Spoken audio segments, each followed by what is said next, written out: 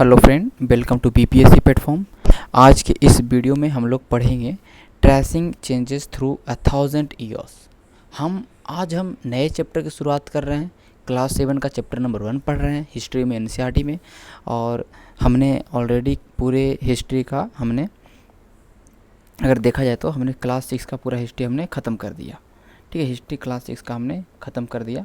एक वीडियो आएगा इसके ऊपर जो पूरे क्लास 6 का समरी होगा, 1 घंटे या 1.5 घंटे का वीडियो होगा। तो क्लास 6 में हमने जो भी चीज़ें पढ़ी, क्या क्या चीज़ महत्वपूर्ण है जो हमें याद रखनी चाहिए, उनका मैं एक समरी वाला वीडियो बना दूंगा। तो वो भी देखने के बाद आपका जो भी चीज़ें हैं सब रिवाइज हो जाएगा और आपको पता चल जाएगा कि हमने आखिर क्लास 6 में क्या पढ़ा। ठीक है, तो जल्दी आएगा। इस चैप्टर 1 के बाद मैं वो वीडियो को बना दूंगा, या हो सकता है उससे पहले भी कहने का मतलब कि इसको अपलोड करने से पहले भी वो वीडियो मैं अपलोड कर दूँ। ठीक है, ये है tracing change through the 1000 year.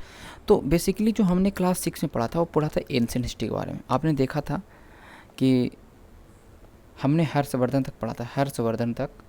और तो आपको पता होना चाहिए जो हर्षवर्धन के पीरियड है में 600 से लेके 700 तक का पीरियड है।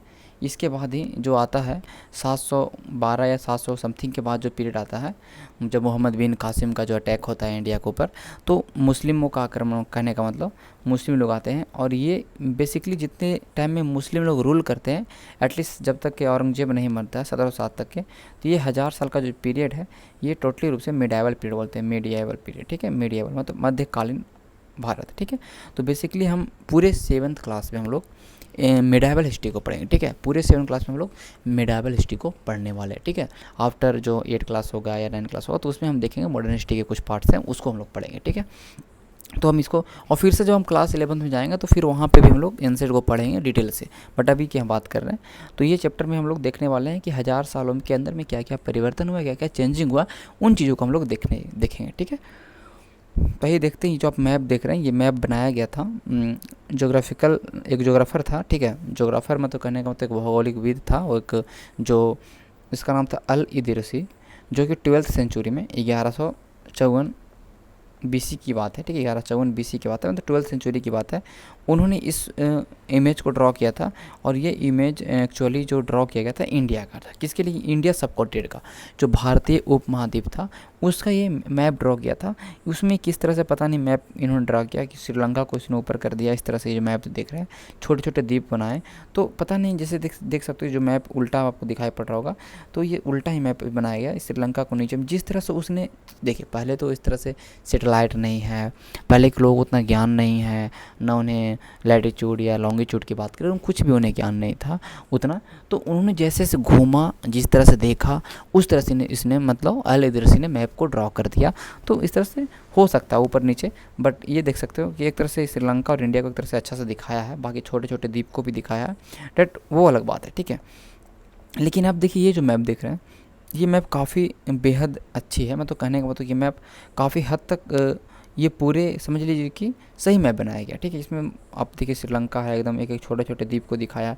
तो ये जो मैप बनाया गया, ये मैप बनाया गया, चीज़ों को ध्यान रखिएगा, ये मैप बनाया गया 18th सेंचुरी में। इट मीन्स है कि 1700 से लेकर 1800 के ईस्वी के बीच में बनाया गया।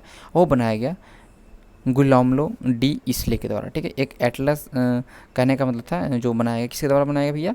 गुलामलो डी इसले के द्वारा, ध्यान रखिएगा। ठीक है, तो ये जो आप मैप देख रहे हैं, ये जो आप मैप देख रहे हैं, the subcontinent from the early 18th century atlas नुआई ऑफ द गुलामलो डी इसले। ठीक है, एक एटलस था उस 18th सेंचुरी का, वो इसका एटलस था गुलामलो डी इसले का, ये उसका बनाया हुआ मैप है, ध्यान रखिएगा। तो इसमें देखिए क्या परिवर्तन है, इसमें बहुत कुछ परिवर्तन आपको देखने को मिला। ये जो आप मैप देख रहे हैं, ये उससे कहीं वेल ऑर्गेनाइज्ड मैप है। ठीक है, तो यही 1000 सालों में क्या परिवर्तन आया, उन सारे चीज़ों के बारे में हम लोग पढ़ेंगे। ठीक है, चलिए तो चलो स्टार्ट करते हैं इस चैप्टर को। ये चैप्टर में हमारा यही है। ठीक है, look at map 1 and 2। Map 1 जो बनाया गया था भैया, वो बनाया गया था 1154 बीसी में अरब के एक जोग्राफिकर थे अल इदरसी के द्वारा। अरब व्यापारी इंडिया में व्यापार कर रहे थे, तो उन्होंने जैसे जैसे इंडिया को देखा, इंडियन सब कॉन्टिनेंट को देखा, उस तरह से इसने मैप को बना दिया। अगर आप भी अभी कोई गांव में अगर घूम लेते हैं, तो आप उस गांव का मैप एक तरह से रफली बना सकते हैं कि हम यहाँ पे ये है, यहाँ पे है, इस बना सकते हैं। तो उसी तरह इंडिया को जितने तरीके से घूमा, उस तरह से उसने मैप को बनाया। हालांकि जब हम देखते हैं सेकंड मैप, तो 1720 में फ्रेंच का एक कार्टोग्राफर था, उनके द्वारा ये मैप बनाया गया था, ठीक है, ध्यान रखिएगा। और दोनों में बहुत ही ज़्यादा डिफरेंस है, ठीक है, ध्यान रखिएगा। सेम जगह का मैप बनाया, दोनों में इंडियन सब कॉन्टिनेंट का ही मैप बनाया, बट दोनों में आपका परिवर्तन देखने को मिलता है अलग अलग, ठीक है। तो यही कैसे कैसे परिवर्तन हुआ। तो South India is where we would expect to find North India and Sri Lanka is the island at the top.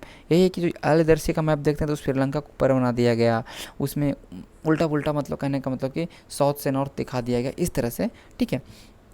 और जगहों का नाम अरबिक भाषा में उन्होंने लिखा था, ठीक है, ध्यान रखिएगा।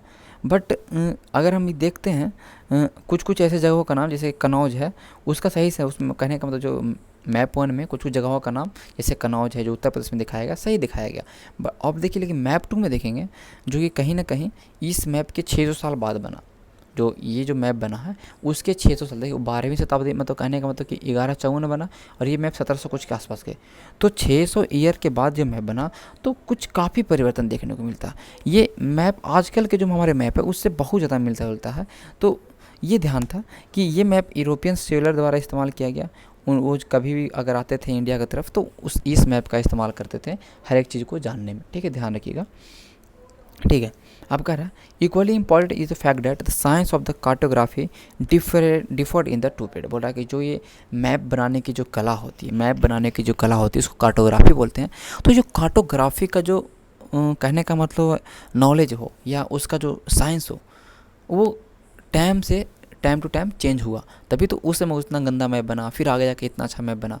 तो अब अभी देख लीजिए और एक से एक मैप बन रहा है, हर एक चीज़ को डिटेल दिखाया जा रहा है, तो उसमें डेवलपमेंट हो रहा है। तो हम उन्हीं कुल डेवलपमेंट को देखेंगे 1000 साल के अंदर में क्या डेवलपमेंट हुआ, हम इस चैप्टर के अंदर में देखने वाला है, ठीक है।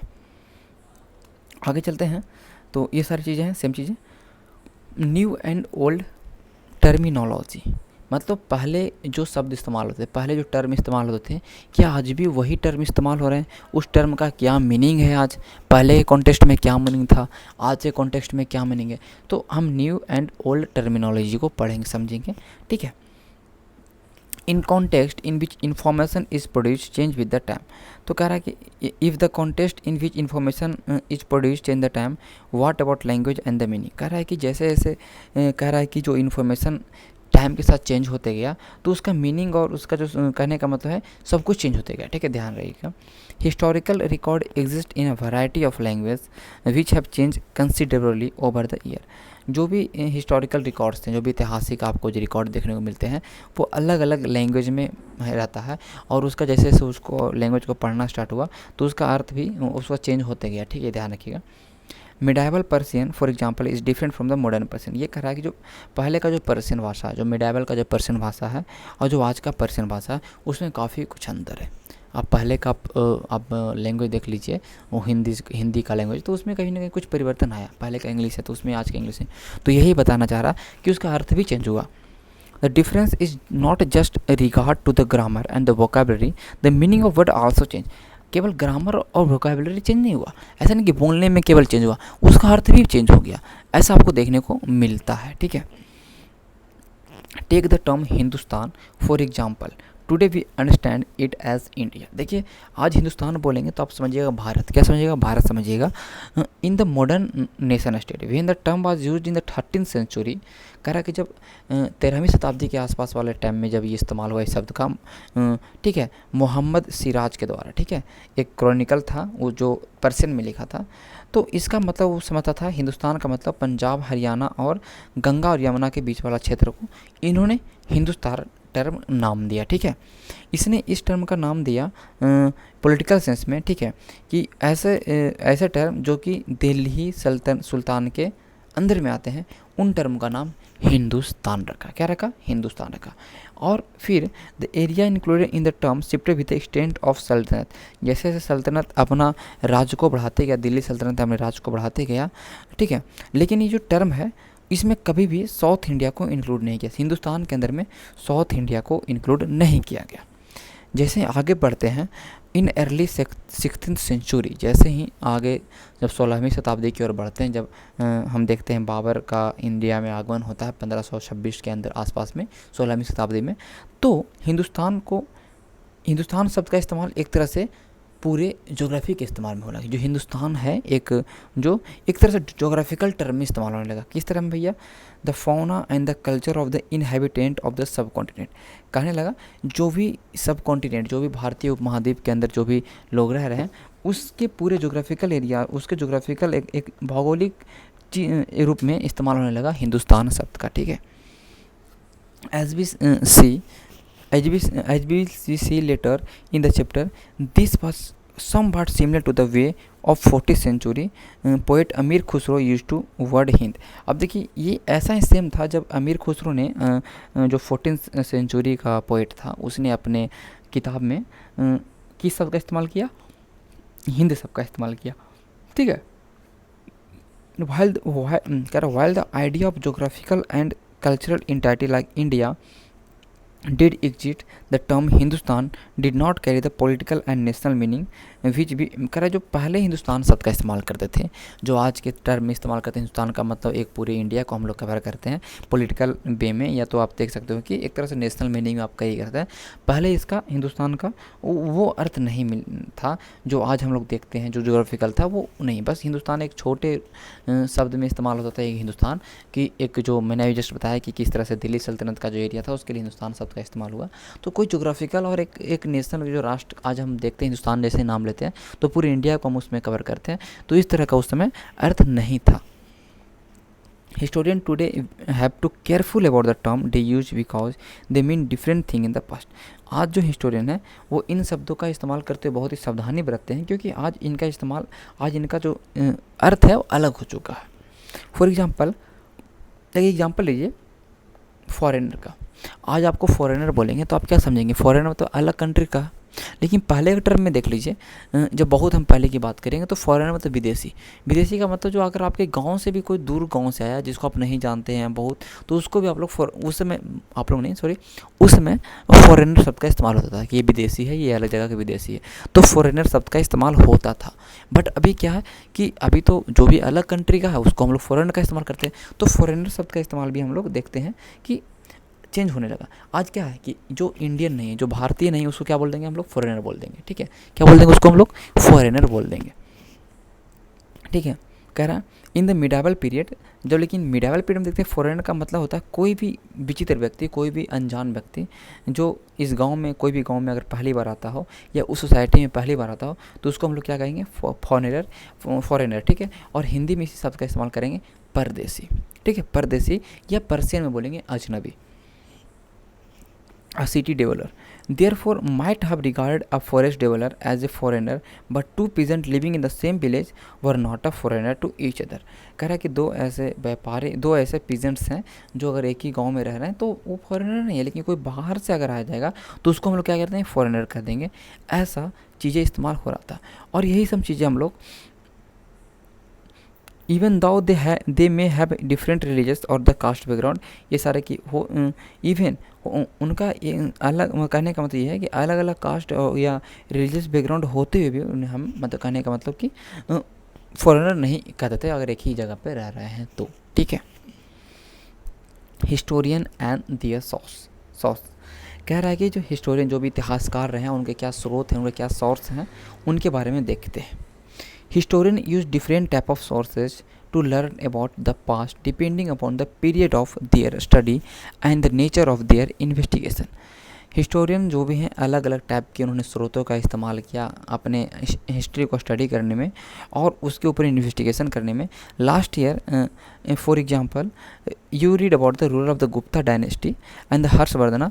तो क्या था कि हमने पिछले चैप्टर में देखा था कि गुप्ता डायनेस्टी के लिए जैसे कि मेहरौली स्तंभ था और भी प्रयाग प्रशस्ति था, हर्षवर्धन के लिए हर्षचरित्र था, तो इन सारे में आपको वहाँ का इतिहास देखने को मिलता। तो इसके वो पीरियड था, तो इसमें देखेंगे रफली 700 BC से लेके 700 AD से लेके 1750 AD तक के टाइम को हम देखेंगे इस चैप्टर में और इस बुक में। और इसमें हम लोग देखेंगे क्या क्या चीज़ें हुई, क्या क्या स्रोत हमें इतिहास जानकारी करने का, क्योंकि मिडावल है तो मिडावल में ज़्यादातर जानकारी जो आपको मिलेगा, ज़्यादातर मोस्टली बुक लिखे गए हैं और उसमें सही भी लिखे गए हैं।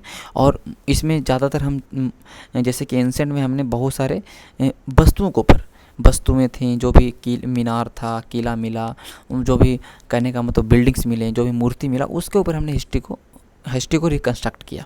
लेकिन अभी क्या भैया, अभी क्या है कि अब हम बुक हमारा आपको इतना ज़्यादा प्लेंटी ऑफ इन्फॉर्मेशन हमें मिलेगा, रिसोर्स से मिलेगा कि जिससे हम इतिहास को आसानी से समझ सकते हैं, मिडाइवल को। और फिर मॉडर्न की तो बात अलग है, मॉडर्न तो हम लोग आसानी से समझेंगे, क्या मॉडर्न का तो हमें एक एक जानकारी हमें मिलेगा। ठीक है, चलिए आगे चलते हैं।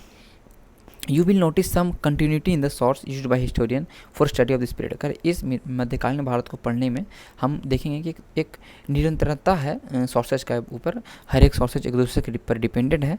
They still rely on the coin, inscription, architecture and the textual record. और ये सब जो भी कॉइन्स है या इंस्क्रिप्शन है, इन पर तो हम लोग डिपेंड रहेंगे, लेकिन साथ ही साथ हम लोग देखेंगे कि बहुत ज़्यादा निरंतरता है, हर एक इन्फॉर्मेशन मिल रहा है अच्छे तरह से। कुछ ऐसे इन्फॉर्मेशन है जो नहीं मिलता, बट ऑलमोस्ट सारे इन्फॉर्मेशन मिल जाएगा डेट बाई डेट आपको, अभी पढ़ेंगे तो। ठीक है, but there is also considerable discount, कुछ ऐसे थोड़े थोड़े हैं। The number and variety of textual record increase dramatically during this period. इसमें बहुत सारे किताब लिखे गए हैं। सही बात भी है कि क्योंकि इसमें राइटिंग का डेवलपमेंट बहुत ज़्यादा हो चुका था, अलग अलग पोएट हैं, अलग अलग साइंटिस्ट हैं, सब कुछ इसमें जन्म ले रहे थे और बहुत सारे किताब लिख रहे थे, अलग अलग फिलोसफर हैं, थिंकर है, सब कुछ उन्हें अपना अपना योगदान दिया। ठीक है, through displace other type of available information. ठीक है, through out this period paper gradually become cheaper, और इस समय कागज़ भी सस्ता हो गया था, हर एक जगह अवेलेबल था, तो लोगों ने इतिहास लिखना किया, स्टार्ट किया, तो ये आसानी से हमें आज मिलता भी है। कर the value of paper compare the following. In the middle of 13th century a scholar wanted to copy a book. क्या हुआ कि 13th सेंचुरी के मध्य में एक बात हुआ, 1250 ईस्वी के आसपास का टाइम है। एक स्कॉलर चाहता था, एक स्कॉलर चाहता था कि हम एक बुक है उसको हम लोग कॉपी कर लें, उस बुक को पूरा लिख लें, but did not have enough paper, उसके पास उतना ज़्यादा पेज नहीं था।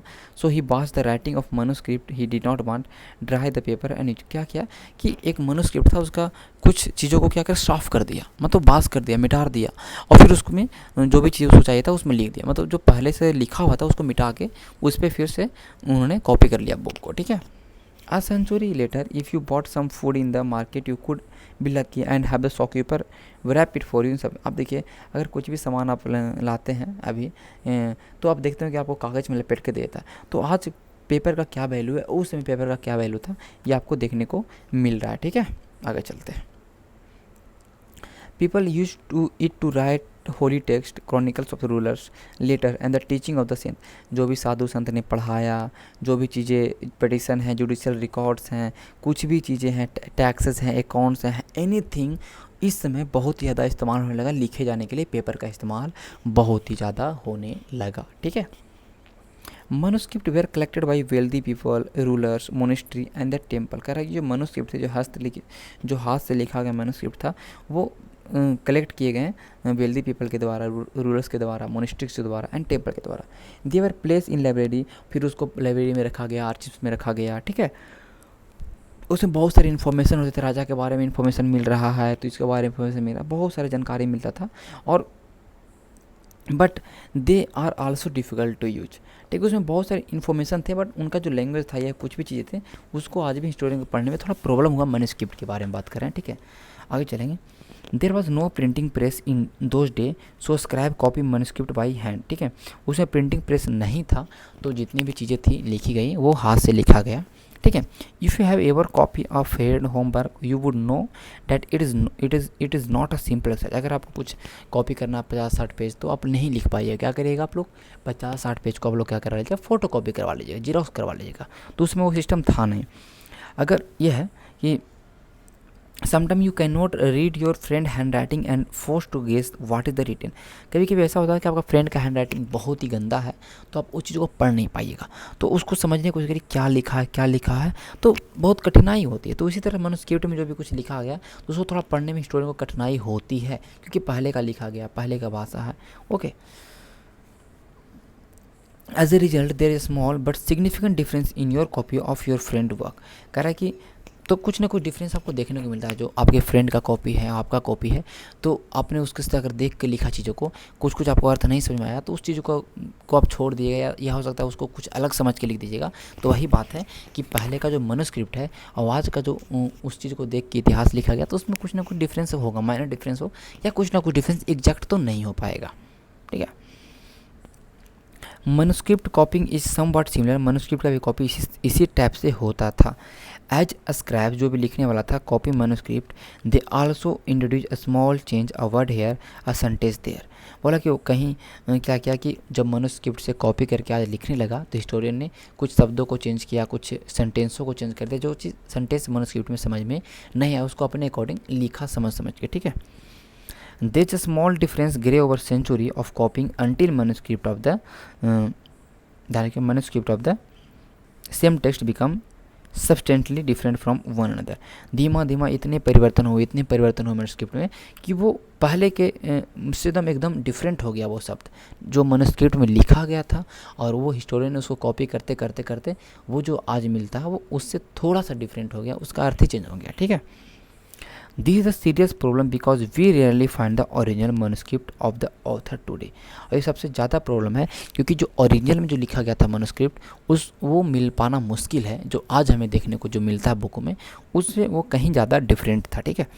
जैसे कभी यही लिखा हुआ किस तरह से लिखा, उसका उनका राइटिंग क्या था, लिखने वाला का किस तरह से, तो उसको जब आदमी आज के लोग लिखेंगे तो उसको अच्छे सजा वजा के लिखेंगे और कहीं ना कहीं कुछ चीज़ों को चेंज भी कर देंगे, ठीक है।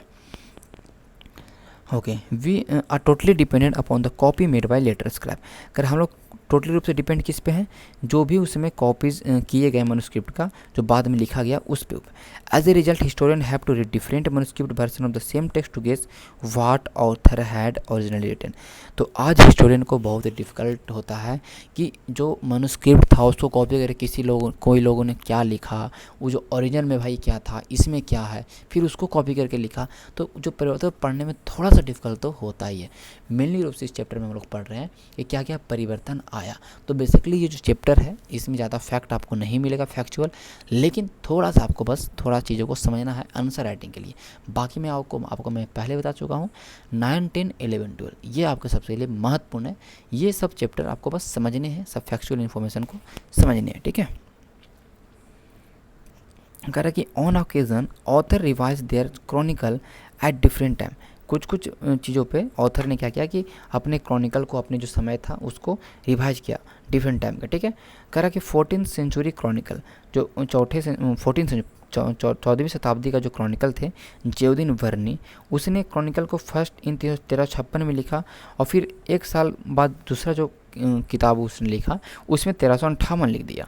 The two different from each other but historian did not know about the existence of the first version until 1960। लेकिन 1960 तक, जब 1960 में खोजा गया, 1960 के पहले सेकंड वर्सन मिला उसका, फिर 1960 में मिल गया उसका पहला वर्सन जो पहले बार जेवुदीन वर्नी ने लिखा था किताब को, उसको फिर उसके बाद 2 साल बाद जो लिखा था उसको। तो ये अलग अलग आपको देखने को मिलता है। कुछ ऐसा चीज़ें हैं जो खो गया, कुछ चीज़ें हैं जो मिलते भी जा रहा है, ठीक है। तो अलग अलग वर्सन में लिखा गया, अलग अलग डेट में लिखा गया, ठीक है। क्रॉनिकल्स उसको बोलते हैं। New social and the political groups, जो नए सामाजिक और राजनीतिक जो ग्रुप बने उसके बारे में हम लोग पढ़ें। The study of 1000 year between 700 and 1750 is a huge challenge to historians largely because of scale and variety of development that occur over that period। कह रहा है कि इस जो पीरियड है 1000 साल का पीरियड है, इसको स्टडी करना हिस्टोरियन के लिए बहुत ही प्रॉब्लम है बिकॉज इसमें इतना ज़्यादा परिवर्तन आया है। In the field of science देख लीजिए, हर in the field of architecture देख लीजिए, हर एक फील्ड में बहुत ज़्यादा परिवर्तन आया है, तो इस चीज़ को स्टडी करना मुश्किल है। तो बेसिकली फर्स्ट चैप्टर में हम उन्हीं चीज़ों को देख रहे हैं, क्या हम आगे पढ़ने वाले हैं उन सारी चीज़ों के बारे में फर्स्ट चैप्टर में हम लोग देख रहे हैं, ठीक है। फिर आगे हम लोग जब सेकंड चैप्टर जाएंगे, थर्ड चैप्टर जाएंगे, तब हम लोग फिर देखेंगे दिल्ली सल्तनत, ये सब चीज़ों को हम लोग कवर करेंगे, ठीक है। At different moments and this period new technology made their appearance like the Persian wheel in irrigation, जैसे कि पर्सियन व्हील का इरीगेशन में इस्तेमाल हुआ।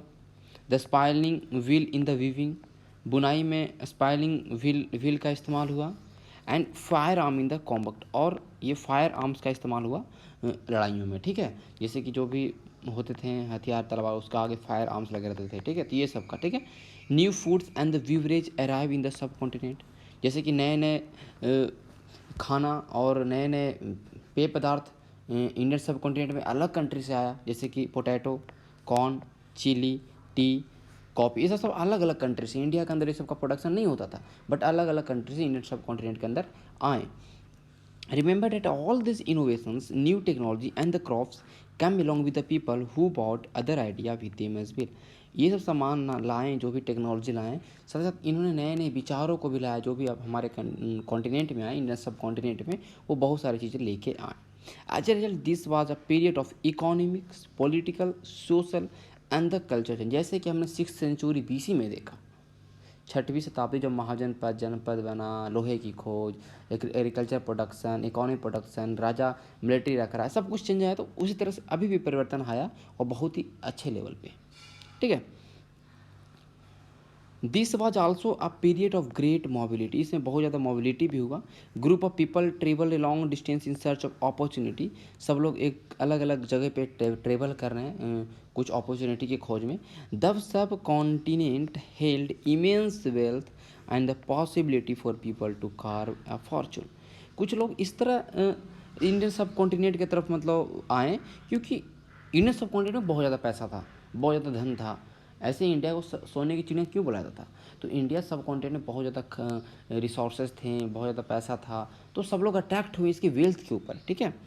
One group people who became important in this period were Rajput, a name derive from the राजपुत्र। राजपुत्र से नाम डिराइव हुआ राजपूत। तो सबसे ज़्यादा महत्वपूर्ण जो इंपॉर्टेंट हम देखते हैं 7th सेंचुरी AD या 8 और 9 सेंचुरी AD के टाइम में, तो राजपूत ज़्यादा इमर्ज हुए। इस समय जो क्लास था वो ज़्यादा इमर्ज हुआ, ठीक है। ओके, द सन रूलर, ठीक है। Between the 8th and 14th century the term was apply more generally to group of warrior who claim Kshatriya caste status. देखिए बोल रहा है कि जो 8वीं AD से 8 एंड 14th सेंचुरी की बात करें, मतलब 700 से लेकर अगर आप 1300 ईस्वी की बात करें, 1300-1400, तो ये कह रहा कि जो इस समय का जो पीरियड रहा, ठीक है, 14वीं शताब्दी के जो बीच में पीरियड रहा, मतलब 700 से लेकर 1300-1400 का जो पीरियड रहा, करा उस समय जो राजपूत शब्द इस्तेमाल हुआ, बेसिकली हुआ जो क्षत्रिय अपने आप को कहते थे, और जो एक वैरियर का ग्रुप था, मतलब इट मीन्स योद्धाओं का ग्रुप था, वो अपने आप को राजपूत बोलते थे। द टर्म इंक्लूडेड, देखिए व्हील है, इरीगेशन व्हील है, अरेबियन इरीगेशन व्हील है, जिससे कि सिंचाई होती थी, आप देख सकते हो। Not just ruler and the chieftain but also soldier commander who serve in the army of different monarch all over the subcontinent. ये सबके लिए इस्तेमाल होते नहीं, क्योंकि राजा के लिए शब्द इस्तेमाल होते राजपूत, कुछ चिफ्टेंस के लिए जो सरदार थे उस समय, कुछ सोल्जर्स हैं, कमांडर हैं, सबके लिए शब्द का इस्तेमाल हुआ, जो योद्धा थे, जो वैरियर थे, जो क्षत्रिय थे, इनके लिए, ठीक है।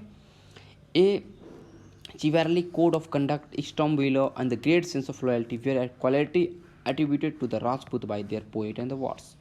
उसमें जो पोइट्स थे, उसमें के जो भी पोइट्स रहे हैं, उन्होंने राजपूतों को बताया कि एक उनके पास कोड ऑफ कंडक्ट है, बहुत अच्छा से वो चीज़ों को पालन करते हैं, स्टॉर्म बेलर बहुत ज़्यादा वो बहादुर हैं, ठीक है। ये सब चीज़ें इनके द्वारा मतलब उनकी क्वालिटी को बताया गया, उन बहुत ज़्यादा लॉयल हैं।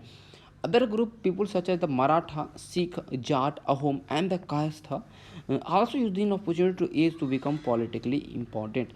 कह रहा है कि इस टाइम का जो पीरियड है, मैं देखिए जो फर्स्ट चैप्टर में बेसिकली हम ये नहीं देख रहे हैं फर्स्ट चैप्टर में केवल कि 7th century BC, 7th century AD, 8th century AD, हम इसमें पूरे मिडाइवल को कवर कर रहे हैं। तो ये बता रहा है कि मराठा, जैसे कि मराठा का बाद में हुआ, अभी शुरुआत में तो मराठा नहीं थे, बाद में मराठा के बारे में, सिख के बारे में, जाट के बारे में, जितने भी और भी वर्ग थे, उन सब को बारे में बताया जा रहा है कि इस टाइम पीरियड में हुआ। तो बेसिकली फर्स्ट चैप्टर में बार बार बोल रहा हूँ आपको, ये फर्स्ट चैप्टर जो आपको बता रहा है वो आपको पूरे आप आगे क्या पढ़ने वाले हैं उनके बारे में बता रहा है, ठीक है। एक सुनिए इंट्रोडक्शन है। Throughout this period, there was gradual clearing of forest and the extension of agriculture, a change of faster and more complete in some area than in the। बहुत अब जंगलों की कटाई हो रही है, एग्रीकल्चर बढ़ रहा है, ठीक है, सबके हैबिटेट चेंज हो रहे हैं, बहुत सारे फॉरेस्ट डेवलपर्स हैं जो जंगलों में जो रहने वाले हैं वो माइग्रेट कर रहे हैं। जब जंगल ही कट रहा तो क्यों रहेंगे वो। Other started tilling the land and become pheasant, बहुत सारे लोग खेतों की जुताई कर रहे हैं और वो पीजेंट बन रहे हैं। The new peasant group gradually became the influence by the regional market, और जो नए नए ग्रुप बन रहे हैं वो जो भी मार्केट हैं, रीजनल मार्केट्स हैं, वहाँ पर वो अपना इन्फ्लुएंस स्थापित कर रहे हैं, ठीक है। Chieftains, priest, monastery and the temple, ये हर जगह पे अपना अपना वर्चस्व बना रहे हैं। They became part of the large complex society, और एक सोसाइटी का पार्ट बन चुके हैं peasant, and required to pay taxes and offer good and service to the local lord, और जो भी उस समय वहाँ पे जमींदार है, वहाँ पे जो भी उस समय राजा रहे, सबको टैक्स देना पड़ रहा है। As a result significant economic and social difference emerge among the peasant. इससे क्या हुआ, जो जिनके पास जितना ज़मीन है वो इतना अमीर, जो उतना समाज में उतना ज़्यादा उसका वर्चस्व, उतना समाज में ज़्यादा इज्जत, तो इस तरह की चीज़ें हो रही हैं। ठीक है। सम पोजेस्ड मोर प्रोडक्टिव लैंड, कुछ किन्हीं के पास बहुत ज़्यादा फर्टाइल लैंड है। अदर आल्सो केप्ट कैपिटल, कुछ पशु रख रहे हैं। सम आर्टिजनल वर्क अलॉन्ग विद, कुछ एग्रीकल्चर काम करते हुए भी अलग अलग काम कर रहे हैं सीजन के अकॉर्डिंग। ठीक है। As society become more differentiated people were group into jati, जैसे ऐसे सोसाइटी के अंदर बहुत ज़्यादा भिन्नताएँ देखने लगी तो धीमा धीमा सोसाइटी में जाति में कन्वर्ट होने लगा। अभी तक कोई जाति कन्वर्ट नहीं हुआ था, अभी तक कोई भी आप जाति को नहीं देख रहे थे। वर्ण जो चला रहा था ब्राह्मण क्षत्रिय का और वैश्य शूद्र वो था, बट अब जाति में डिवाइड होना, हर एक के काम के अकॉर्डिंग अब धीमा धीमा चेंजिंग हो रहा है। ठीक है। जाति और उसके अंदर भी सब कास्ट पे डिवाइड हो रहा है on the basis of their background and their occupation, उनका क्या पेशा है, उनका क्या पहले बैकग्राउंड रहा, उनके अकॉर्डिंग उनका जाति में हो रहा है। ठीक है। Rank were not fix permanently and vary according to the power, और ये रैंक उनके परमानेंटली नहीं था, उनके पावर के अकॉर्डिंग फिक्स था। Influence and resources control by the member of जाति, और इन सारे चीज़ों का कंट्रोल जाति के जो सदस्य थे उनके द्वारा किया जाता था। द स्टेटस ऑफ सेम जाति कुड वेरी फ्रॉम एरिया, और वही जाति अलग अलग एरिया में सबका स्टेटस अलग था। कोई वहाँ पे जाति वो अमीर है, कहीं पे जाति वही सेम जाति का गरीब भी है, अलग अलग तरह का एरिया बाई एरिया वेरी कर रहा था। ओके। जाति frame their own rules and regulation, अब हर एक जाति है, हर एक कम्युनिटी है, उनका अपना रूल्स है, अपना मतलब कहने का मतलब नियम कानून है जो कि सबको मानना पड़ेगा। This regulation were enforce by assembly, उनका फिर सभा लगता था, जैसे कि जो आप देखते हो गांव में पंचायत लगता था, जाति पंचायत होता था। But jati were also required to follow the rules of their village, but उन गांव का क्या रूल्स था वो भी उनको फॉलो करना पड़ता था। वही जो गांव, जो सब गाँव को गवर्न किया जाता था चिफ्टन के द्वारा। जो एक गांव है तो बहुत सारे गाँवों को एक चलाने के लिए उसमें जो सरदार था उस समय जो उनका जो रूल था कि गांव में रहना तो इस तरह से रहना, तो उसको भी फॉलो करना पड़ता था। बट जाति के अंदर था अलग, जाति के अंदर चीज़ों को फॉलो करना अलग, और गांव के अंदर जो रूल्स है उसको फॉलो करना अलग है। ठीक है। Together they were one small unit, और धीमा धीमा ये एक तरह से एक स्टेट का काम कर रही थी। ठीक है। ओके। रीजन एंड एम्पायर, क्षेत्र और साम्राज्य। Large state like those of the Chola, Tughlaq और मुगल्स इन कंपास मेनी, जैसे चोला ने बहुत ज़्यादा एरिया को कवर किया, चैप्टर 2 में देखेंगे। तुगलक के बारे में देखेंगे चैप्टर 3 में, जो कि आपका दिल्ली सल्तनत में आएगा। मुगल के बारे में देखेंगे चैप्टर 4 में, जो कि सबसे पावरफुल रहा। इन्होंने बहुत बड़े एरियाज को कैप्चर किया, तो इसे साम्राज्य बोला गया। ये संस्कृत प्रशस्ति जो चैप्टर 2 में देखेंगे, praising Delhi sultan Ghiyasuddin Balban explain that he was the ruler of vast empire. देखिए बलबन की अगर बात करते हैं तो दिल्ली सल्तनत में गुलाम वंश का था बलबन, तो बलबन के बारे में एक प्रशस्ति आपको देखने को मिला चैप्टर 2 में, जो संस्कृत में लिखा हुआ। उसने गयासुद्दीन बलबन के बारे में बहुत ज़्यादा उसमें लिखा गया कि इसने बहुत ज़्यादा एरिया को जीता, और बहुत ज़्यादा उसके पास बहुत ज़्यादा वास्ट एम्पायर था, जो कि बंगाल से लेके गजनी तक के फैला हुआ था, मतलब अफगानिस्तान तक के फैला हुआ था। इतने बड़े एरिया में साउथ इंडिया भी इसमें कैप्चर था, बहुत जगह। ऐसा चीज़ बोला गया गयासुद्दीन बल्लभ के बारे में। गयासुद्दीन बल्लभ जिसने लौह और रक्त की नीति अपनाई थी, आयरन एंड ब्लड पॉलिसी अपनाया था, गयासुद्दीन बल्लभ ने, बहुत ही फेमस था, ध्यान रखिएगा। ठीक है। बल्लभ ने सिजदा और पैबोस प्रथा भी स्टार्ट किया था, जो कि पारसियों का एक प्रथा था, उसको भी इंडिया में गयासुद्दीन बल्लभ ने स्टार्ट किया था। ठीक है। नवरोज और सिजदा प्रथा, ठीक है, ध्यान रखिएगा। ओके। अब देखिएगा जैसे कि 14 चालीसा था, जब आप देखिएगा इल्तुतमिश ने स्टार्ट किया था 14 चालीसा, 40 गुलामों का एक समूह था जो कि चीज़ों को कंट्रोल करता था। अब जब बलबन बनता है ना तो फिर चीज़ को हटा देता है, लेकिन हम उसको देखेंगे चैप्टर 2 में। Okay. Basically people of different region, Gauda जो कि बंगाल को बोल देते हैं, आंध्रा, केरला, कर्नाटक, महाराष्ट्र एंड द गुजरात, ये सब इसके आर्मी के समक्ष भाग खड़े हुए, किसके, बलबन के। ठीक है। ये देख सकते हो पूरा मैप आपको दिखाई दे रहा है। ये मैप जो आप देखिए, ये मैप है प्रोविंसेस ऑफ दिल्ली सल्तनत। दिल्ली सल्तनत जब था, जब ये आप डेट देख रहे हैं ना, ये आप ध्यान रखिएगा, ये डेट आपका है 1200 से 6 से लेके 1200 बोलते हैं, मैं बता दूँ 1400 या 1500 के आसपास हुए। ठीक है। 1526 के आसपास का ये इतना साल का जो पीरियड है, इस टाइम का जो शहर था, जो था उस टाइम को प्रोविंसेस को बताना चाह रहा है। ठीक है। जो इजिप्टियन का एक था मसालिक अल अबसर फ़ी ममलिक अल अमसर, जो शिबाउद्दीन उमरी के द्वारा ये बनाया गया था मैप, मोहम्मद तुगलक का ये है एक्चुअली, ठीक है। तो इसमें है ये सिविस्तान है, सरस्वती है, ये सब एरियाज़ हैं। जैसे दिल्ली है, ये देखिए दिल्ली है ये, ठीक है। ये बदायूं है, ये देखिए बदायूं है, ये उत्तर प्रदेश का है। ये कनौज है, ये देखिए कनौज है, ठीक है। ये सारे एरियाज़ को देखिए, मालाबार है, थलांज है, गुजरात देखिए गुजरात है ये, इन सारे एरियाज़ को मैप में बनाया गया था जो आपको दिखने को मिल रहा है, ठीक है। रिगार्ड देज एज एक्स्ट्राग्रेटेड क्लेम ऑफ कॉन्क्वेस्ट, और बहुत सारे पोएट ने, बहुत सारे जो भी ऑथर रहे उस समय, उन्होंने अपने रूलर्स के बारे में कुछ ज़्यादा बढ़ा चढ़ा के भी लिख दिया, ठीक है। जैसे कि पृथ्वीराज रासो में बहुत ज़्यादा बढ़ा चढ़ा के लिखा है बहुत सारी चीज़ों को। तो बहुत अलग अलग चीज़ों को जिस समय हिस्टोरियन ने चाहा जिस तरह से वो अपने चीज़ों को लिख दिया, ठीक है। एट द सेम टाइम, जैसे कि आप देखिए अशोक के बारे में आपको मिलता है, अशोक बौद्ध ग्रंथ है दिव्यदान, उसमें अशोक के बारे में क्या मिलता है कि अशोक ने 99 भाइयों का कत्ल करके गद्दी पे बैठा था। बट ऐसा एक्चुअली है नहीं। दिव्यदान जो भी अशोक का ग्रंथ है उसमें ये चीज़ें अतिशयोक्ति है, आप उसको बिलीव नहीं कर सकते, बिकॉज अशोक ने अपने ही शिलालेख में लिखवाया था कि हम अपने भाइयों के साथ महल में रहते। तो अशोक जब मार के बैठा गद्दी पर, तो फिर महल में किसके साथ रह रहा भैया, कौन भाई आ गया? तो ये अतिशयोक्ति है, ठीक है। बट हमें तो मानना पड़ेगा, हमें चीज़ों को याद रखना है। They try to understand why ruler kept claiming to have control over different part of the subcontinent, ठीक है। ये चीज़ होंगे। लैंग्वेज एंड द रीजन, 1318 में अमीर खुसरो ने देखा a different language in every region of this land, ठीक है। सिंधी, लाहौरी, कश्मीरी या दवार समुद्री, ये साउथर्न कर्नाटका में बोला जाता था, ठीक है, ओके। तेलंगानी आंध्र प्रदेश में बोला जाता था, गुजरी गुजरात में, मलाबरी तमिलनाडु में, गौरी बंगाल में, अवधी ईस्टर्न उत्तर प्रदेश में, और हिंदवी दिल्ली के आसपास वाले क्षेत्र में ये सारे लैंग्वेज बोले जाते थे। Amir Khusrau went on to explain the contrast to this language there was Sanskrit which do not belong, बोला संस्कृत ऐसा था कि कहीं स्पेशल में नहीं बिलोंग था, ठीक है। वह एक बहुत ही पुराना लैंग्वेज था और उसको कॉमन लोग नहीं जानते थे, ब्राह्मण ही लोग जानते थे। Make a list of language mention by अमीर खुसरो, ये कर रहा है क्या, बनाइए लिस्ट, ये अलग चीज़ है। By 700 many region already possess distinct geographical dimension and their own language. इस 700 AD के पास के समय देखेंगे तो सब बहुत सारे कहने का मतलब रीजन ने अपना एक जोग्राफिकल मतलब एक बाउंड्री बना लिया, एक तरह से मतलब बाउंड्री कि हमारा क्षेत्र यहाँ तक है। उनका अपना भाषा था, उनका अपना लैंग्वेज था, उनका अपना एक कल्चर था। ये सब सारे डेवलप होने स्टार्ट किए, जो कि हम चैप्टर 9 में देखेंगे।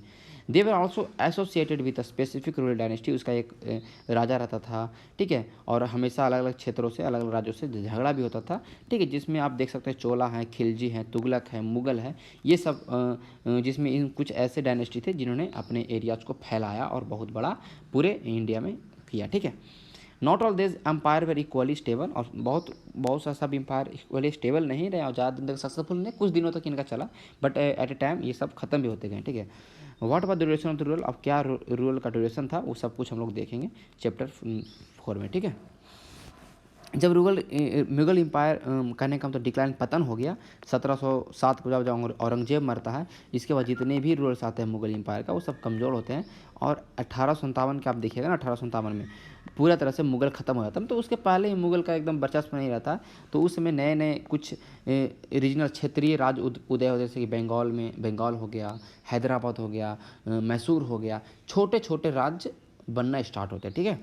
ये बता रहा है। बट ईयर ऑफ इम्पेरियल, जब अंग्रेज का शासन हो जाता है तो ये सब सारे रीजन को मतलब कहने का मतलब अल्टर कर देता है। Across most of the subcontinent the region were left with the legacy of weak and small state, ये सारी चीज़ें बता रहा है। This was apparent in the images of many districts and share tradition, ठीक है। ये सारी चीज़ें आपको बताया जा रहा है कि उसमें क्या क्या चीज़ें हुई।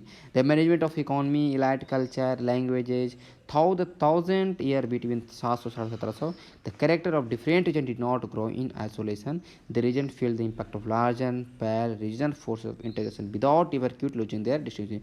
बहुत सारे परिवर्तन आए, ऐसा नहीं है कि वहाँ पर जो परिवर्तन आए जो पहले था वो चीज़ हट गई, नहीं, उनके साथ ही नए नए भी परिवर्तन आने स्टार्ट हुए इन सारे रीजनल स्टेट में। और इन सारे ये पूरे जो 1000 साल का समय था, हर एक क्षेत्र में अलग अलग परिवर्तन, चाहे वो लैंग्वेज का परिवर्तन हो, चाहे कल्चर का परिवर्तन हो, पुराने कल्चर को रखते हुए नए नए कल्चर का भी इसमें कहने का मतलब इंटीग्रेशन हुआ, ठीक है। चीज़ों को आप समझ रहे हैं, उनका भी एक जो डिस्टिंक्टिव फ्यूचर था उसको लूज नहीं किया, वो भी बना रहा, ये सारा बताना चाह रहा है।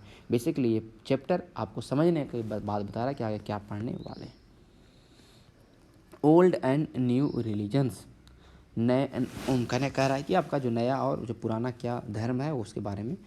1000 year of history that be exploring witness major development, बहुत सारा डेवलपमेंट देखने को मिलता है रिलीजियस ट्रेडिशन में, धार्मिक प्रथाओं में भी। People believe in divine was sometime deeply personal but more usually it was collective belief is super natural agency religion. ठीक है, कह रहा कि पहले लोग एक विश्वास करते थे अकेले इंडिविजुअल, हमें एक भगवान में विश्वास करें उसका पूजा करें, लेकिन अब धीमा धीमा यही चीज़ क्या बन गया, एक धर्म का रूप ले लिया। इसके बारे में बता रहा है, जो कहीं ना कहीं सोशल और economic organisation of local community से बिलोंग था। अब एक धर्म हो गया, एक धर्म को लोग मानने लगा, अब इसको कलेक्टिव रूप से पूजा होने लगा और इसके लिए एक स्पेशल सोशल और इकोनॉमिक ऑर्गेनाइजेशन बना। ठीक है, जो लोकल कम्युनिटी के द्वारा कि हम इस धर्म की पूजा करें, हम लोग इस धर्म से बिलोंग करते हैं, ऐसा हो गया। पहले इंडिविजुअल था, बट इंडिविजुअल भी था भी, और फिर नए नए चीज़ों का भी आप देखने को मिल रहा है। As the social world of the this world alter to did their belief, ये चीज़ें बता रहा है। It was during this period that important change occur in what we call Hinduism, Hindu का उदय हुआ। This include the worship of new deity, नए नए भगवानों की पूजा होना स्टार्ट हुआ। द कंस्ट्रक्शन ऑफ टेम्पल बनना स्टार्ट हुआ by royalty and growing importance of the ब्राह्मण का इंपॉर्टेंस बढ़ गया, पुजारी का इंपॉर्टेंस बढ़ गया और ये डोमिनेंट ग्रुप बन गए सोसाइटी के अंदर। ठीक है, चीज़ों को आप समझ पा रहे हो क्या क्या परिवर्तन कैसे कैसे धीमा धीमा हो रहा है। ठीक है, their knowledge of Sanskrit text on the Brahmana a lot of respect in society. अब ब्राह्मण को संस्कृत पता है तो उनका रिस्पेक्ट सोसाइटी में बढ़ रहा है, उनका पोजीशन डोमिनेंट हो रहा है और बहुत सारे पैट्रन्स के द्वारा नए नए जो राजा हैं उनके द्वारा इनको सपोर्ट भी प्रदान किया जा रहा है। On the major development of this period was emergence of bhakti, इसमें भक्ति धारा जो भक्ति का आइडिया था जो ज़्यादा डेवलप हुआ। और लविंग पर्सनैलिटी, इसका मतलब क्या होता है कि अपने जो भी आपके भगवान है उसको प्यार करना, उसको मानना, उसको, ये होता है भक्ति। ठीक है, you will be learning about this other tradition in chapter 8। Chapter 8 में हम लोग देखेंगे कौन कौन से भक्ति संप्रदाय था, जैसे भागवत हो गया, वैष्णव, वो सब चीज़ों की चर्चा हम लोग करेंगे। ठीक है, this was also period when new religion appeared in the sub, नए नए कुछ ऐसे रिलीजन भी बने। ठीक है, जैसे कि merchant and the migrant first about the teaching of Holi Quran, कुछ ऐसे व्यापारी रहे, कुछ ऐसे विदेशी जो माइग्रेंट आए प्रवासी, उन्होंने कुरान को लेकर आए इंडिया में और मुस्लिम धर्म का स्थापना यहाँ पे कहने का, मुस्लिम धर्म भी इंडिया में फैला, जैसे कि अटैक करता है मोहम्मद बिन कासिम, उसके बाद कुछ मुस्लिम बच जाते हैं धीमा धीमा, फिर मोहम्मद बिन गजनी के टाइम में बहुत ज़्यादा, फिर पूरा इस्लाम ही कहने का मतलब एक तरह से इंडिया के अंदर आ जाता। पहले इंडियन सब कॉन्टिनेंट के अंदर मुसलमान। ठीक है, all those who believe in him without regard social background, सब चीज़ें हैं। ठीक है, अल्लाह के बारे में। Many rulers were patron of Islam, बहुत सारे रूलर इस्लाम के बने, जिसको and ulama learn theologian and the jurist, और उलामा थे जो इस चीज़ों को पढ़ाते थे। And like Hinduism Islam were interpreting variety of way by its follower, जैसे कि हिंदू धर्म को अलग अलग लोगों ने हर तरह से इसको इंटरप्रेट किया, उस तरह से इस्लाम के अंदर ही बहुत ज़्यादा परिवर्तन है, जिसमें शिया मुस्लिम हो गया, सुन्नी मुस्लिम हो गया, ये सारे परिवर्तन है। Shia Muslim who believe that Prophet Muhammad son in law, Muhammad साहब थे उसका जो सन-इन-लॉ था, उसका दामाद था, वो शिया मुस्लिम कहलाए, उसको विश्वास करते थे, जिसका नाम अली था। बाद the legitimate leader of Muslim community and the Sunni Muslim who accepted the authority of the early leader, और कुछ ऐसे जो खलीफा के को मानते थे, जो खलीफा को मानते थे, वो बने सुन्नी मुस्लिम। ठीक है, और इन सारी चीज़ें होना स्टार्ट हुआ, उनके बीच में कॉन्फ्लिक्ट भी हुआ बहुत सारा। ठीक है, इसके लिए अलग स्कूल ऑफ लॉ इनके लिए अलग अलग बना, जैसे कि हनीफ़ी हो गया, सैफ़ी हो गया, ये सारे स्कूल्स ऑफ लॉ है। मतलब जो एक मुस्लिम धर्म के अंदर में, जो इस्लाम धर्म के अंदर में जो चीज़ें हैं, अलग अलग जो मान्यताओं को मानते हैं, उसके लिए अलग अलग स्कूल ऑफ लॉ है, जैसे कि हनीफ़ी है, सैफ़ी है। जैसे बुद्धिज़्म में देखा था महायान है, हमने फिर देखा था हीनयान है। ओके, तो वो सारी चीज़ें यही स्कूल्स ऑफ लॉ होते हैं between mainly India and in theology and the mystic tradition. उनके ट्रेडिशन में भी अलग अलग चीज़ों आपको देखने को मिलता है, बहुत सारे खास परिवर्तन आपको देखने को मिलता है, अलग अलग उनके विश्वास, उनके बिलीव, उनके ट्रेडिशन के ऊपर। Thinking about time and the historical period, हम लोग समय के बारे में सोचेंगे और हिस्टोरिकल पीरियड क्या है, उनका क्या टाइमिंग रहा, उनके बारे में। Historian do not see time just as passing of hour day और ईयर, वो उन्होंने घंटा हुआ, समय हुआ, दिन हुआ, इस तरह से एज ए कैलेंडर नहीं उन्होंने देखा समय को। Time also reflect change in the social and economic organisation. Time का मतलब यहाँ पर ये हो गया कि टाइम से क्या पता चलता है कि सोशल और इकोनॉमिक ऑर्गेनाइजेशन में क्या चेंज हुआ, उनका क्या परसिस्टेंस और ट्रांसफॉर्मेशन ऑफ आइडिया, क्या मतलब आइडियाज़ का कितना ट्रांसफॉर्मेशन हुआ, कितना दिन तक ऑर्गेनाइजेशन का परसिस्टेंस रहा, एंड द बिलीव, इन चीज़ों पर उन्होंने टाइम को समझा। The study of time is made somewhat easier by dividing the past into large segment. और इस समय के जो कहने का मतलब टाइम का जो स्टडी है वो डिवाइड किया उसको, बड़े पास्ट को जो बहुत पूरे हमारे जो पास्ट को देखते हैं तो उसको एक लार्ज सेगमेंट में डिवाइड किया गया, ठीक है, जिस पीरियड में डेट प्रोसेस शेयर कर, जैसे कुछ पीरियड में बांट दिया गया, इस पीरियड से इतना पीरियड के बीच में एंसेंट बोलेंगे, मिडावल बोलेंगे, इस तरह से चीज़ों को बांटा, ठीक है। In the middle of 19th century British historian divide the history of India into 3 period. अब देखिए 19th सेंचुरी में देखते हैं 1800 से लेकर 1900 के बीच में जो भी ब्रिटिश हिस्टोरियन रहे हैं, ब्रिटिश के जो भी इतिहासकार रहे, उन्होंने इंडिया के इतिहास को 3 भागों में बांटा, हिंदू, मुस्लिम एंड ब्रिटिश। ये था कि उसमें जो भी शासक रहे उनका क्या धर्म रहा उसके अकॉर्डिंग हिंदू, मुस्लिम और ब्रिटिश किया गया, ठीक है। And that there were no other significant development, और कोई डेवलपमेंट के अकॉर्डिंग नहीं चेंज किया, उनके इकोनॉमी को चेंज नहीं किया, बस उनके जो राजाओं ने जो धर्म को माना उसके अकॉर्डिंग उनके धर्म को चेंज कर दिया, ठीक है। और such a division also ignore the rich diversity of subcontinent. और इस तरह के डिवीज़न में जो भी बहुत ज़्यादा डाइवर्सिटी देखने को मिलता है, भारत के अंदर विभिन्नताएँ देखने को मिलता है इंडियन सब कॉन्टिनेंट के ऊपर, उस चीज़ को इग्नोर करते हुए ब्रिटिश ने इस तरह से बांट दिया, ठीक है। जैसे कि बीच वाला पीरियड में ज़्यादातर मुस्लिम शासक रहे तो मुस्लिम पीरियड बोल दिया, उसके बाद पूरा ब्रिटिश ने शासन किया तो ब्रिटिश पीरियड बोल दिया, उसके पहले वैदिक कल्चर था, ये सब ऑल ओवर जो भी देखते हैं तो हिंदू थे, हिंदू माना उनको तो हिंदू पीरियड उसको बांट दिया, ठीक है। Few historian follow this periodisation today, कुछ ऐसे हिस्टोरियन अभी भी हैं जो इस चीज़ों को फॉलो करते हैं। Most look to economic and social factor. देखिए मतलब क्या टाइम का यहाँ पे कोई चीज़ है कि इतना से इतना टाइम, इतना से इतना टाइम, तो कुछ लोगों ने टाइम को देखा ही नहीं, कुछ लोगों ने इस तरह से बांट दिया, ठीक है। Most look to economic and social factor of to characterise the major element of the different moment of the past. कुछ लोगों ने इकोनॉमिक और सोशल फैक्टर को देखते हुए बांटा। The history you read last year included a wide range of early society. आपने last जो मैंने 6th क्लास में आपने जो भी हिस्ट्री पढ़ा उसमें आपने हंटर गैदरर को देखा, अर्ली फार्मा को देखा, पीपल जो टाउन्स और विलेज में रहते थे, कुछ अर्ली एम्पायर्स को देखा, कुछ राजाओं किंगडम्स को देखा, अलग चीज़ें। तो history you will be studying this year, अब इसमें पढ़िएगा वो उसको हम लोग मिडाइवल बोलेंगे। मैंने आपको बोला कि मिडाइवल हिस्ट्री के बारे में पढ़ेंगे। You will find out more about the spread of peasant society. फिर देखें किस तरह से इसमें कृषिकार जो सोसाइटी है, खेतीहर जो सोसाइटी वो किस तरह से बढ़ते हैं और कैसे कैसे रीजनल और इम्पेरियल स्टेट का फॉर्मेशन होता है, कैसे कैसे क्षेत्रीय राज्य और कैसे हम देखते हैं कि साम्राज्यवाद का जो राज्य है वो उस तरह का फॉर्मेशन होता है अंग्रेज़ों के द्वारा। Sometime at the cost of pastoral and the forest people. हम देखें कुछ कि जो ये पेस्टोरल और फॉरेस्ट पीपल थे उनको हटा के वहाँ पे नए नए किस तरह से स्टेट का डेवलपमेंट हुआ, और development of Hinduism and Islam. फिर वो भी देखेंगे कि हिंदुज़म और इस्लाम का किस तरह से डेवलपमेंट हुआ और यूरोपियन ट्रेडिंग कंपनी किस तरह से है, सब हम देखने वाले हैं इस पूरे हम 7 क्लास के चैप्टर में, ठीक है, 7 क्लास के चैप्टर में। Okay, this 1000 year of Indian history witness considerable change. इस 1000 ईयर की हिस्ट्री में हम लोग देखेंगे बहुत सारे चेंज को देखेंगे। After all the 16th and the 18th century were quite different from the 8th और 11th। फिर हम देखेंगे जो 16th सेंचुरी है या 18th सेंचुरी, इसके बीच में देखेंगे बहुत ज़्यादा परिवर्तन आता है। फिर वहाँ से हम देखते हैं धीमा धीमा मॉडर्न हिस्ट्री की ओर हम लोग अग्रसर करेंगे, जो कि ब्रिटिश एम्पायर का ऑल ओवर टाइम वहाँ पर रहा, ठीक है। Therefore describing the entire period as one historical unit is not without its problem. तो इस पीरियड को हम लोग एक हिस्टोरिकल यूनिट में नहीं कर सकते हैं, ठीक है। Moreover medieval period often contrasted with the modern period, modernity carry with the its sense of material progress and intellectual advancement.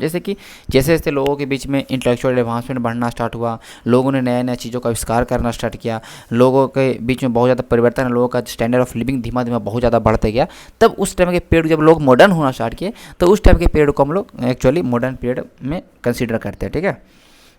ये सारे हैं। During this 1000 year the society of subcontinent were transform often an economy in the several region reach a level of prosperity. इस 1000 year में जो society समाज है बहुत ज़्यादा एक तरह से ट्रांसफॉर्मेशन हुआ, वो बहुत ज़्यादा एक तरह से प्रोस्पेरस हुए, ठीक है, जो बहुत सारे यूरोपियन ट्रेडिंग कंपनी को अट्रैक्ट किया। और देखते हैं कि बहुत सारी यूरोपियन कंपनी आते हैं, उसमें England British east India company आती है और यहीं पर जम जाती है, ठीक है। उसके पास बहुत ज़्यादा पावरफुल सेना होती है तो वो सबको हरा के यहाँ पे रह जाती है, ठीक है। उन सारे चीज़ों को इस चैप्टर में हम लोग देखने वाले हैं। तो हमने इस चैप्टर को ख़त्म किया, जितने भी क्वेश्चंस हैं इसके अंदर वो सारे बनाना है, कंसीडर फॉरेनर किसको बोलते थे, फॉरेनर जो भी स्ट्रेंजर लोग थे उसको फॉरेनर बोलते थे। इसमें बताना है ये कौन कौन चीज़ें इसमें सही है, ट्रू और फॉल्स है, इसको भरना है। आर्चिव कहाँ था, जहाँ पे मनुस्क्रिप्ट को रखते थे या पुराने पुराने बुक्स को रखते थे, उसको आर्चिव बोलते हैं।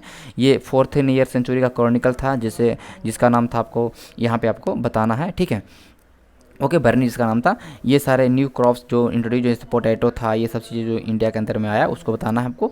तो ये सारे क्वेश्चंस आपको करने ईमानदारी पूर्वक, ऑनेस्टली पूर्वक करना है, तभी आपका SCRT सही से हो पाएगा। तो मिलेंगे हम चैप्टर 2 में, क्लास 7 का चैप्टर 2 में मिलेंगे, ठीक है। तो उसके बाद हम लोग चीज़ों को करेंगे, ठीक है। क्लास 7 खत्म करने के बाद 8, 9, 10, 11, 12 में चलेंगे, ठीक है। चलिए।